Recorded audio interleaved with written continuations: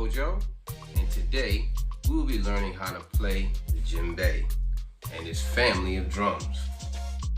This is a beginner level class, and so we will begin with learning the 3 basic sounds of the djembe, how to produce those sounds, and how to use our hands.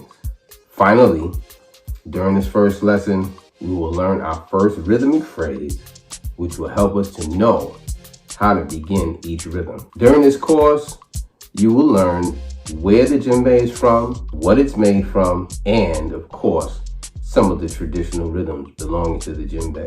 I thank you all for tuning in and checking us out on our first lesson. So let's begin. All right.